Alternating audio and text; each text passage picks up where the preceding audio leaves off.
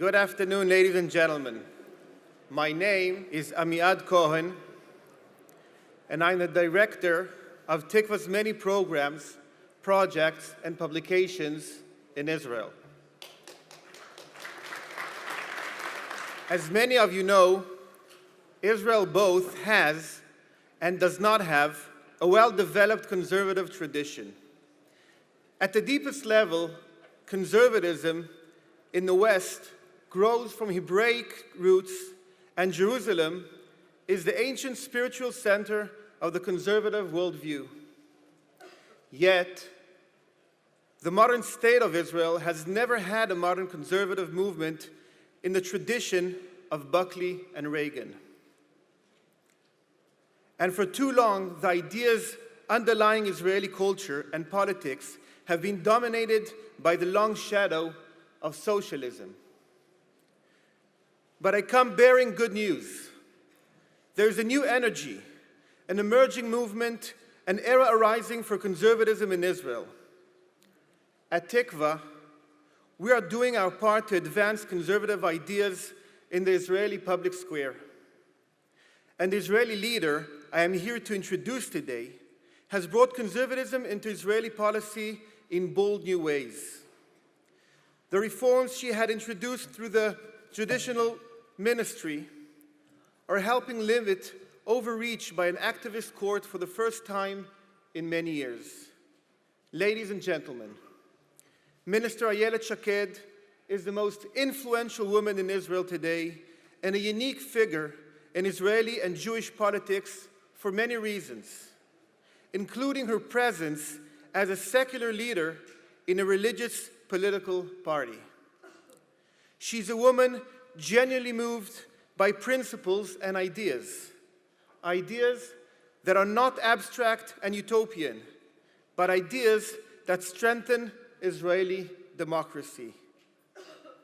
We are honored to have here with us today to talk about her great successes at the Justice Ministry and her larger vision for Israel. I ask that you join me in welcoming her now, Minister Shaked.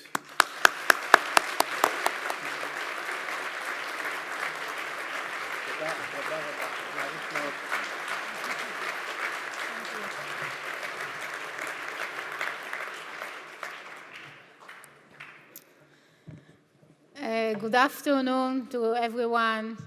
Dear Roger Hertog, thank you for organizing this important conference.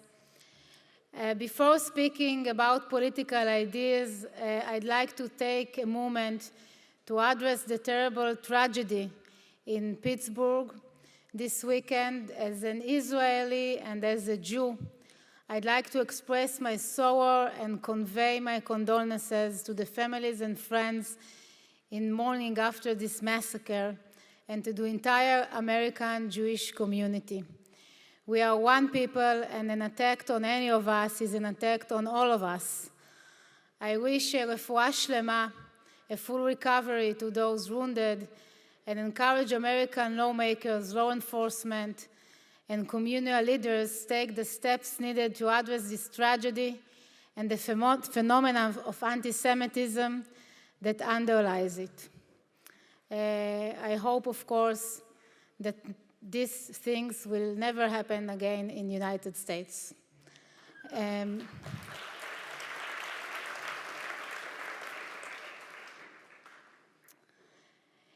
Imagine, if you can, a Supreme Court that has gained the power to choose its own members, set aside legislation and executive action when there are disagreements about policy, alter the meaning of enacted law, forbidden government action at certain time, ordered government action at other time, and claimed and exercised the authority to override national defense measures.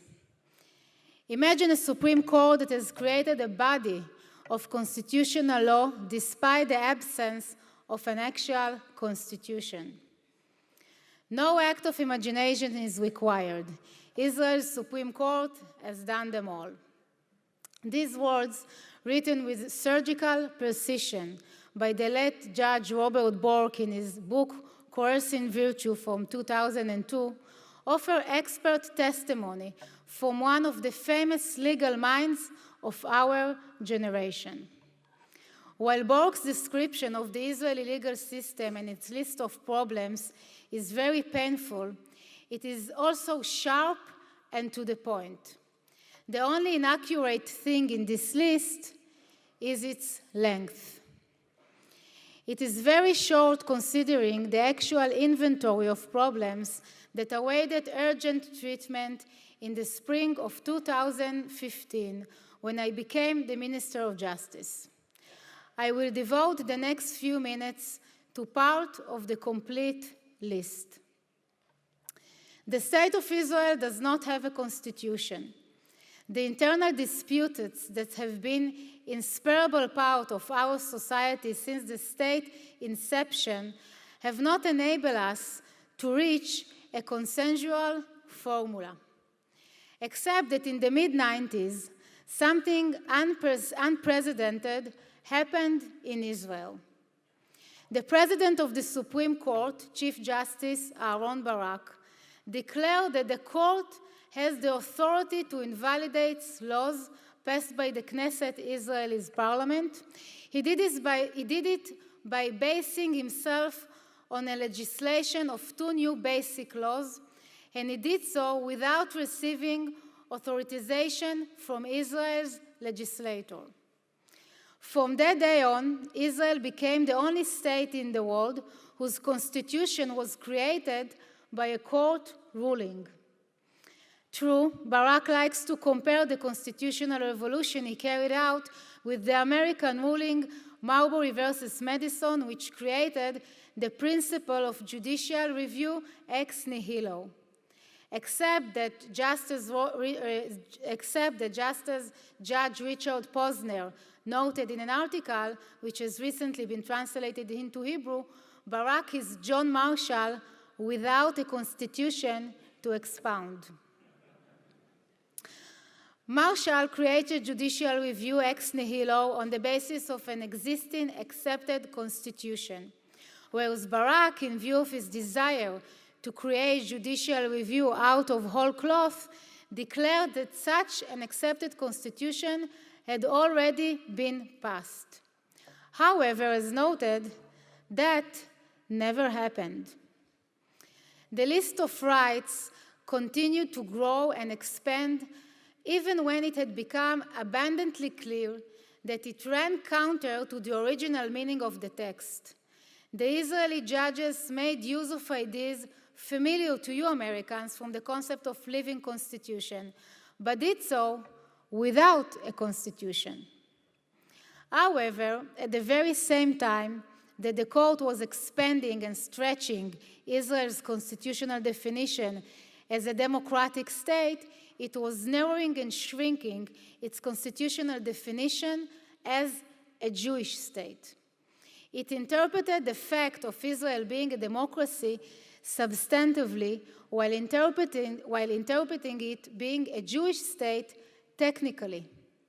The entire set of ideas that served as the basis upon which Israel's founding generation established the State of Israel has been made completely irrelevant. National challenges have become a legal blind spot, while according to the accepted legal approach should not even be considered, certainly not decided on questions related to individual rights. The issue of demographics and maintaining Israel's Jewish majority are classic examples. For years, Israeli law did not view them as values that should be considered when balancing the greater goods with individual rights. This is what happened with the famous petition against the family unification, law which if granted, would have enabled hundreds of thousands of Palestinians to receive Israeli citizenship by virtue of marriage to Israeli citizens. What they were really seeking was to use the court ruling to create a de facto right of return into the state of Israel. No one thought to argue the fact of Israel being a Jewish state against the petition. This was also the case regarding the illegal work immigrants from Africa in Israel's cities. The response of Israel's legal system was to repeatedly nullify the law passed by the Knesset that tried to resolve the issue. When faced with the question, the illegal aliens' individual rights, the legal system found itself unable to give weight to the fact of Israel being a Jewish state. As a conservative, I consider the system of individual rights sacred, but not when it is disconnected from our political traditions. Not when it is disconnected from Israel's unique nature, from our national mission, our identity, our history, our Zionist challenges, from the true manner in which Israel's system rights developed. As a conservative, I cannot accept the fact that there are those who view our unique culture as an obstacle, our tradition as a barrier, who would feel uneasy arguing on behalf of our heritage in court. We are who we are, thanks to, not despite of all these things. The very things that make us unique are what are best about us. They are our essence. They are what make us a nation, what turn us into a society.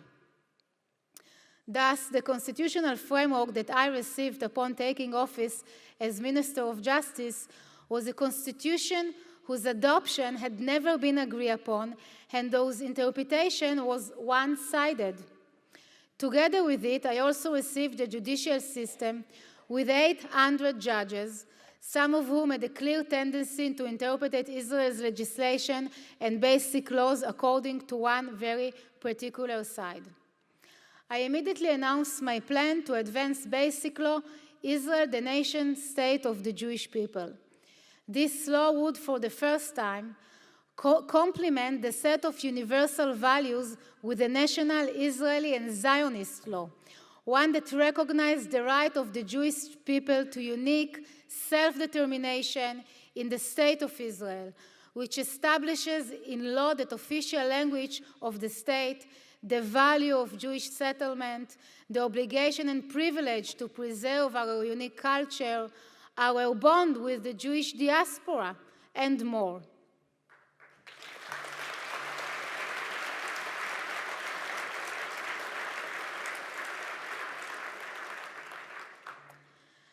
Despite the fact that the law restates self-evident truths and establishes them in law, in the current legal climate, this basic law should be considered as a new paradigm.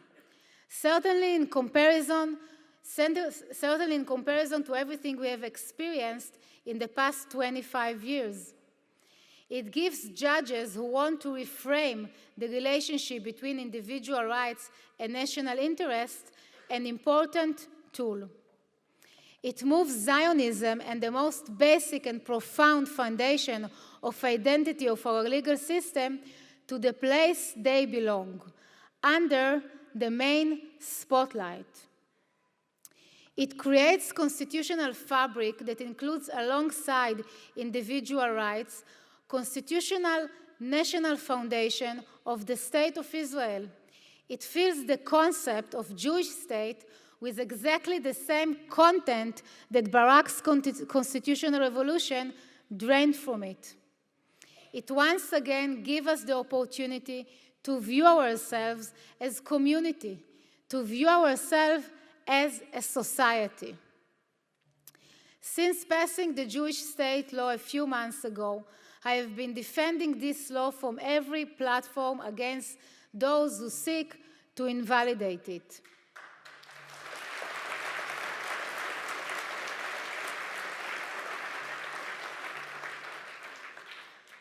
Nevertheless, it is not enough.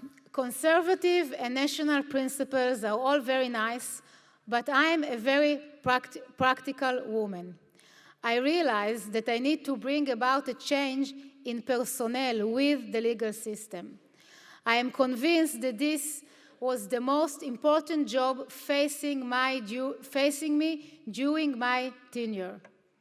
Judges in Israel are elected by a 9-member committee that I chair, the Minister of Justice. In order to elect a judge, 5 votes are required.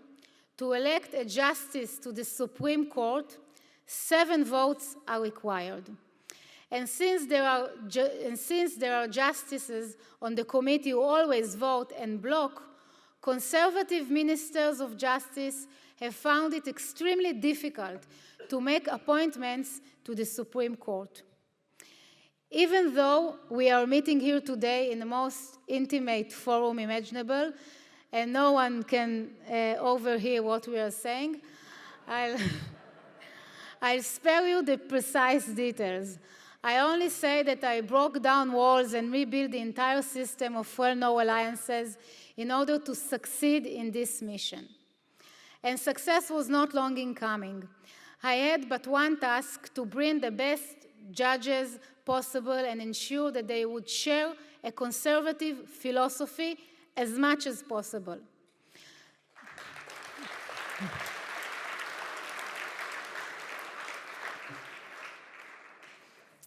Not only in constitutional realm, but also in the economic sphere, which we'll get to immediately. I appointed 300 judges out of 800.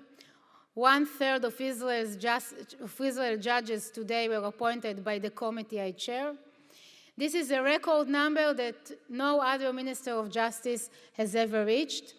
I also appointed 6 of the 15 justices of the Supreme Court. This too is a record number. 40% of Supreme Court justices were appointed by my committee.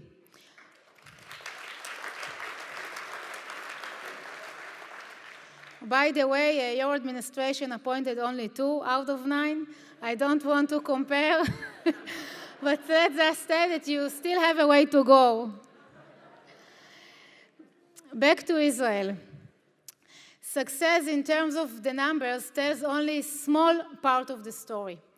The most significant part was making sure who the judges are and what their legal philosophy is. We've only just begun, but the vector is clear. The court today is more diverse and contains new voices. And conservative future, if we persist, looks more promising than ever. And it's all thanks to integrated action, a structural reform together with sweeping change in personnel. And now I wish to address questions of a different kind, the kind that do not appear on Borg's list, questions from the field of economics and regulation that I have also had to contend with. Here I would like to cast us in the role of villain, we Knesset members and government ministers. In Jerusalem, not far from Givat Ram, the hill on which the Israeli parliament stands, lived until a few years ago an especially beloved poet named Yehuda Amichai. One of his poems is called "Among the Stars You May Be Right," and it has a line that says, "Just as time is not inside the clocks, love is not inside the bodies. The bodies only show love." You don't have to be a poet to understand that time is not inside the clocks and is not affected by the movement of the hands of the clock. And yet in Israel, there are still many politicians who think that this magic can work in economics, that an artificial manipulation of the index will affect the phenomenon being measured, that the laws of economics can re-engineered, that regulation helps the economy rather than interferes with it. I think that you too had the misfortune to encounter this kind of approach. For many years, conservatives in Israel consider themselves distinct from liberal, mainly in terms of diplomatic or religious context. Economics, however, never really served as a battleground. In recent years, things have started to change. But many of those who are perceived as conservative, according to the Israeli definition, do not consider themselves conservative in economic context. This camp has a lot of economic hands of clock that it wants to move, and it wants to move them by means of legislation. Here is one example that can shed light on the entire subject. I will focus on it not only because I had to invest a great deal of political energy in the struggle over it, but because it is representative of the principal struggle that I have been waging against those politicians who want to play with the hands of the economic clock. And I had to wage this struggle with opposition parties, but sadly also with part of the coalition. Israel's high real estate prices are not act of God. They are the results of high demand and low supply. While on one hand, Israel's birth rate is the highest in the West, and I'm of course very happy about it. We are a people who love children. On the other hand, most land in Israel is owned by the state, and obtaining a building permit involves a very long process. So what should be done? If the solution that you've come up with to solve the problem includes simplifying regulation, that's good. That means you've come to the right conference.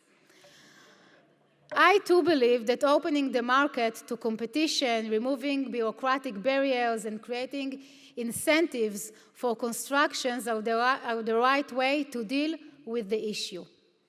Except that many Knesset members think that there's a shortcut. They want to artificially influence the price of rent and lower prices by means of legislation that would prohibit raising rents. Okay. Price control is, of course, akin to moving the hands of the clock. Real estate prices are not the problem, and manipulating them will certainly not solve the real problem. Israel's high real estate prices reflect the shortage of apartments, nothing more. The reason for shortage is overly strict regulation and wrong policy. But it's easier to come up with the new regulation. It is easier to move the hands of the clock. That produces immediate achievements, a photo op of victory. The prices were high now, and thanks to the new law, they've gone down. Of course, we all know what happens next. Price control will lead to less investment in the constructions of rental apartments, which of course will lead to an even greater shortage, which in return will make the problem worse. And yet, with this example, as with hundreds of others I have had to deal with during my tenure, the temptation is always very high. When I entered the Ministry of Justice 3.5 years ago, the Knesset suffered from excessive legislation. The media sang the praises of hyperactive legislators. And every time additional individual and economic freedom were rescinded by means of regulation, some was given a merit badge. More than 12,000 bills have been brought before the Knesset in the past decade, a number unparalleled in any other country. We held a dubious world record, and I wanted another country to take the cup. As a chair of the Ministerial Committee for Legislation, I cut regulation week after week, not with a knife, with an axe, as part of a persistent weekly battle and by forging alliances with ministers who hold conservative positions similar to mine. I managed to slash Knesset regulation by almost 50%.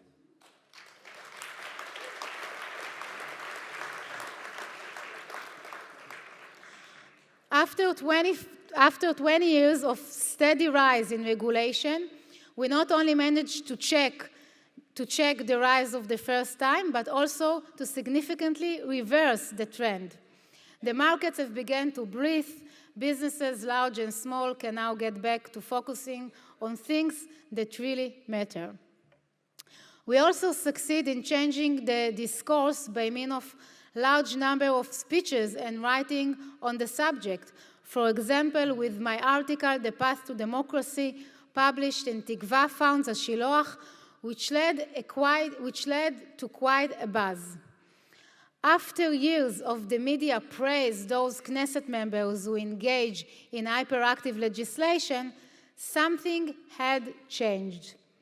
Some in the media have started to ask themselves whether regulation is really the solution or is actually the problem. And young people, many educated in Tikva programs, are now armed with free market arguments and ideas. They are entering into journalism. They are joining Knesset staffs. They are going into law. They are building a new Israeli conservative movement that will change the country.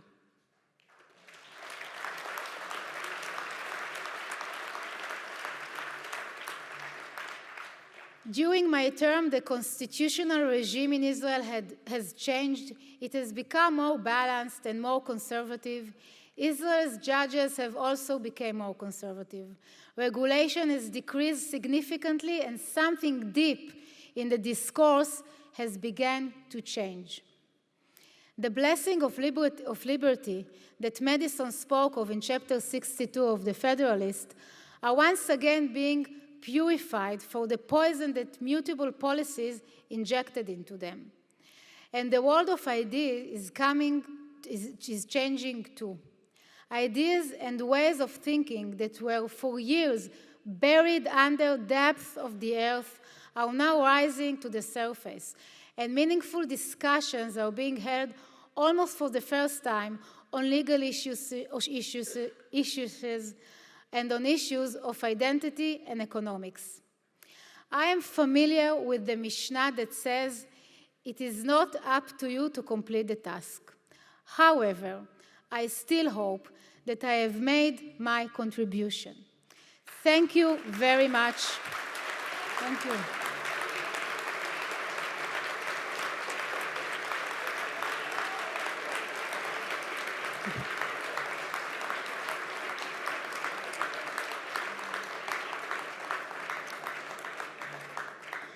Thank you very much, and thank you for the Tikva Foundation.